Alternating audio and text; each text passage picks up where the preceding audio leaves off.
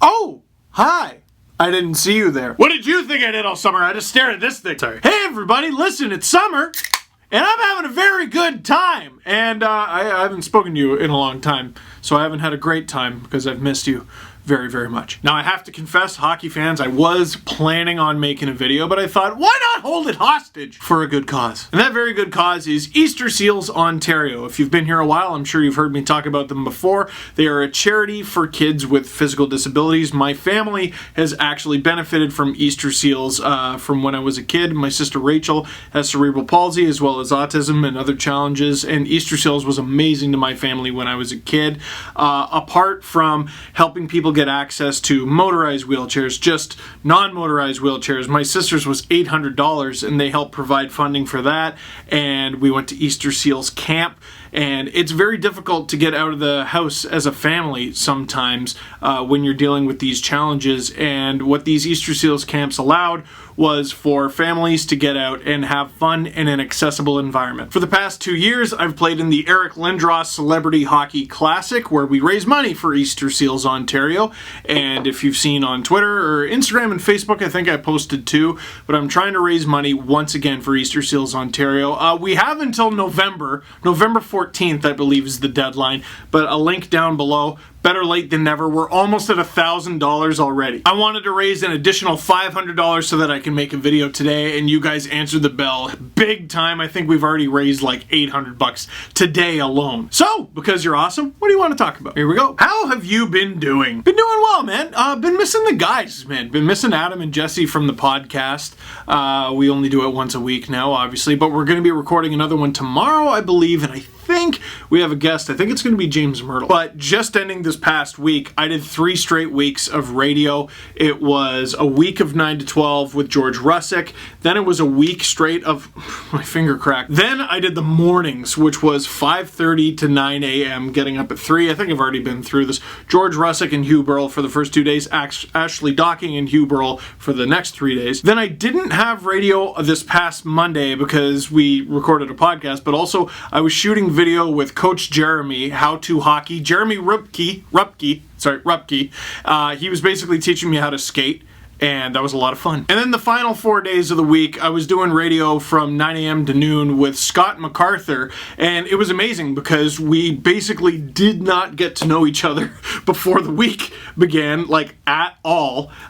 So then we had to fill in 4 days of 3 hours of radio together, having not known each other, and also having nothing to talk about. Like, nothing was going on in sports. Like, basketball had finally decided to have some chill. The Blue Jays were... Do you want to talk about the Blue Jays? What is there to talk about? Boy, they're bad. Wonder if they're going to trade away all the players worth watching. And hockey was quiet. And then on Friday, Lucic is traded for James Neal, and the Rangers extend Jacob Trouba after the show, after the week of shows. But despite all that, despite those challenges, Scott and I actually had a really good time, because when you don't know each other, your only option is to basically get to know each other live on air. I had a freak out on the last day because of a fan who suggested that the Leafs are in cap hell because of John Tavares. Yeah, because if there's anyone who's the problem, it's the guy who scored 47 goals for you. I have a few more other videos from this past week and little rants I went on and guests that we had, and I'll link to those down below. I'll make a little playlist. I'm going to be back on the radio with Scott Macarthur in 2 weeks, so not this upcoming week, but the one after that. I think this week he's going to be on with Justin Bourne.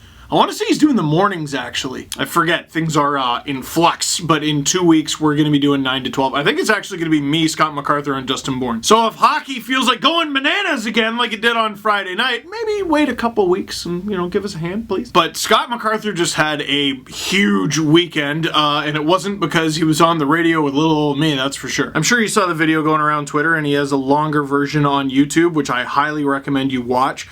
Scott, at 40 years old, came out. It's a heavy video, man. It's heavy. You should watch the whole thing in its entirety, listen to his journey, his story, and as he puts it, he's finally living his truth. And Scotty, you got my full support, man. Way to go. I keep calling him Scotty. I don't even know if he prefers Scott. I'm just Scott Macarthur. So 3 weeks of radio, like I just said. There's some video clips from those radio appearances, like I said. The Dang It's videos are out. I'll make a playlist for those as well. And now for the next week, I'm just gonna chill a bit. Oh, the Coach Jeremy videos are gonna come out as well. I just don't know when because I don't control them. I'm not editing them. But it was my anniversary, my wife and I's anniversary. She had a little bit of something to do with that. And also, we saw The Lion King. So you asked how I am. I could have just said good. Good, I'm good. Thoughts on the Teddy Bluger extension? I actually really like the Teddy Bluger, Blugers extension in Pittsburgh. $750,000 against the cap for each of the next 2 seasons for a guy who scored at roughly a 30-point pace if he were to have played the whole season at 24 years old. Exactly the sort of guys that the Penguins could use going forward because despite the fact that they still have 2 RFAs to sign, they're about $800,000 away from the cap. I think it's well documented, and I don't think I'm in the minority here, but I hate what the Pittsburgh Penguins have done with their team. Please don't waste the back half of 30 years of Sidney Crosby and of Evgeny Malkin, please. But the Teddy Bluger extension looks good. How you doing, Dangle? I'm doing pretty good. Thanks for asking, Steve. You didn't even give me a chance to... Don't pull that on me! If you could be any hockey player, who would it be? Well, who's the richest? Connor McDavid? No, plays for Edmonton. You know what, man? Despite the fact that there's a contract dispute going on right now, Mitch Marner. Who wouldn't want to be Mitch Marner? The guy's going to make more money than he knows what to do with in his next contract. He's an amazing player, a star player in the National Hockey League for the team that he grew up cheering for. He's beloved, arguably the biggest fan favorite this city has, and he just radiates fun from his body. I want to be that. So of course, Mitch Marner is exactly the player I would want to be, and after this contract dispute thing is through, we're going to forget that it ever happened, just like we did with William Nylander. Oh. In regards to the Marner contract, Canadian, Coors Light, Guinness, or whiskey straight from the bottle? Yes, you're right. Oh, you want me to pick one? Why is Ben Harper wearing 22? I assume that's how you said it, that's how you wrote it. Alright, listen. Cody Ceci and Ben Harper came in on bad terms in that they came from the Ottawa Senators and their stats are yucky. But Cody Ceci posted a picture of his Leafs equipment and also his dog sitting amongst them, and I like both those things, and he sort of won me over a bit, and I hate it because I'm not ready to get my heart broken again. Ben Harper changing his number to 22 is great, and you might be going, what? He's taking Zaitsev's number. Who would want to? His number prior to that was 67. Yeah, 22 sounds good, Ben. Do you have a favorite Doc Halladay memory? Obviously, Roy Halladay, legendary Blue Jay. He played for the Phillies as well. I remember Roy from back when I was an intern at the Fan 590, Sportsnet 590 The Fan, and I might have even wrote this in the book. I can't remember. But the first game I ever got to cover, so they allowed the interns, I was like 21 years old when they let me do this, the interns got to be the road reporter. So basically, all the people who actually worked for the Fan 590 in Toronto got to interview the Blue Jays after every game, whereas they sent the interns to cover the road team. Who wouldn't want to cover the road team back then? The Red Sox, the Yankees, of course.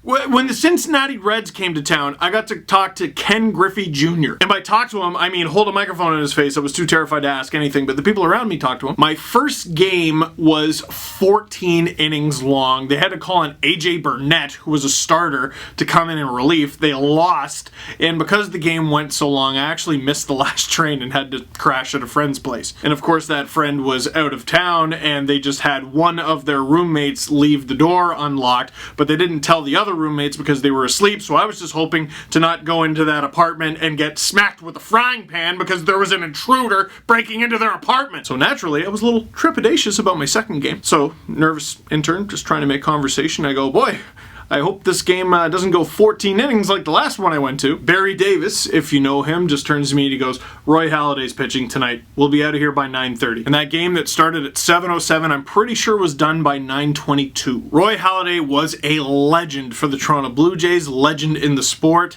I wish the Blue Jays could have given him more to work with, but he's 100% deserving of his spot in the Hall of Fame. If the Leafs were only allowed to trade for Milan Lucic or James Neal, which one would you prefer? James Neal, easily. So obviously the trade was Milan Lucic going to the Calgary Flames in exchange for James Neal, who just signed in Calgary, going to Edmonton. Now, ignoring the draft pick, because we'll get into that on the podcast, man. Some people have been saying, well, James Neal now going to play on 4 teams in 4 years. Maybe there's something that we don't know. Well, we don't know, right? We don't. So until we actually do know, all I can look at are the numbers and what I've seen. James Neal had a turd sandwich of a season last year, only 6 goals, but the guy shot 5% in basically a third/fourth line role when he wasn't a healthy scratch on a team where I'm pretty sure he signed to play in the top 6. Because every season for like a half decade prior to that, he was pretty much money in the bank to score 20 goals. Lucic has been bad for back-to-back seasons, man. Bad. He's getting older for sure, but it's also just an evolving sport, and those two things are not coming together well for Milan Lucic. Because that guy's a monster out there. He's still one of the toughest players in the league. If he grabs a hold of you and you guys go toe-to-toe, it's going to be a problem for you. But they say that legs feed the wolf, and Milan Lucic is a hungry wolf. Flames fans are like, oh yeah, we're getting the hungry player, right? Well, not hungry so much as starving. If the Flames put Lucic in a position to succeed like they should have done with James Neal, it could work out okay. He still makes way too much money, but it could work out okay. But James Neal, if he puts up like 15 goals next year, which is super believable, even after the season that he had last year, the Flames lose that trade. Or at very least, the player I would rather have is James Neal. I think Ken Holland's doing a good job in Edmonton, man, I'm telling you. Still a lot of work to do, but this was pretty good. Is Kevin Labanc getting paid under the table? Dude, 56 points. Guy signs for 1 year, $1 million. What? Sharks, man. They lost Joe Pavelski, which was terrible, but they were able to keep Erik Karlsson, keep Teemu Meier at an amazing number, and Kevin Labanc, 1 year, $1 million, is bloody fantastic. What was he thinking signing that thing? Everybody talking about like, oh, there's all these guys on the market still. There's Rantanen and Laine and Kyle Connor and Mitch Marner and Braden Point. And why did no one try to sign Kevin Labanc? No one could have offered him 1.5, 2, 3, 4. You would have been perfectly justified giving him 4 at 56 points. Where's the Harry Potter review? Okay, so I'm still thinking of how I should do it, because I want to do a video on what it was like to discover Harry Potter at almost 30 years old. And then I'm wondering, should I just do a giant overview of the entire series, or should I do a series of videos about the entire series? Maybe even one video per book. I'm gonna work on writing that this week. Writing it, yeah. I don't usually write my videos, obviously, you can tell, but I want to do a really good job on this one. I don't know. Where should I shoot it? Should I shoot it in a different part of the basement? Should I shoot it in a forest? The Forest of Dean. No, the Forbidden Forest. It's coming. Trust me, it's coming. Before the end of the summer, for sure. Don't you hate pants? Yes. Do you think Gardner would take a pay cut to stay with the Leafs after if Marner signs, which could explain why he hasn't signed anywhere yet? That's a really interesting one, because one, it's just straight up weird that Gardner hasn't signed anywhere yet. That's very confusing. Even Michael Furland, I thought, was on the market for too long, but he eventually found a home. There's only a couple free agents that are still on the market for like a strangely long amount of time, and it's Gardner and Patrick Maroon. And no offense to Patrick Maroon, the guy just had his day with the cup. He's a current Stanley Cup champion and got to win it with his former team. But Gardner is a top 4 defenseman in the NHL, the exact sort of player who's supposed to get paid. And a lot of people are like, yeah, well, his back. So what about his back? Karlsson with his everything. When he's healthy, he's on. That's what you're paying for. And I'm surprised no one has offered Gardner anything. And the last time Chris Johnston was on the podcast, when he called in, I don't know, I just sort of got the impression that Jake Gardner, I think the Leafs actually think they can get Jake Gardner back. And I also think Jake Gardner wants to be back. There's just too many teams out there, the Colorado Avalanche, the Montreal Canadiens even, who I think make so much sense for Jake Gardner, and it hasn't happened yet. Why? How excited are you for DC? DC friends, Washington DC friends, very important, okay?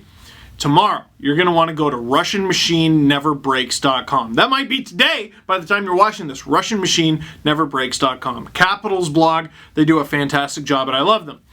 So much so that I'm partnering with them for a book signing in Washington, D.C. It is going to be on August 24th, and I already saw some people going, oh no, I'm working, but what time is it? There's going to be 2 events. I can't tell you the official everything, but there's going to be a afternoon event, and there's going to be an evening night event as well. August 24th, RussianMachineNeverBreaks.com, August 24th, August 24th, August 24th, Washington, D.C.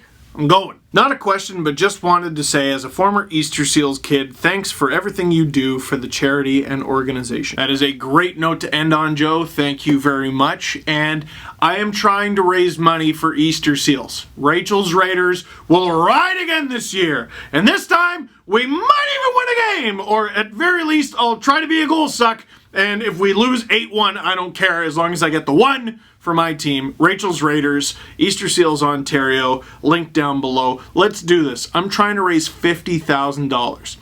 I think we can do it. I genuinely do. We have until November 14th, but there's nothing like a good start, and we're almost at 1,000. Let's get her going. So that is it for this one. Thank you very much for watching. Click like if you like this video. Click subscribe if you really liked it. Tell all your friends. The Rachel's Raiders are in it to win it. Maybe even just one of 3 games. We're in it to win it.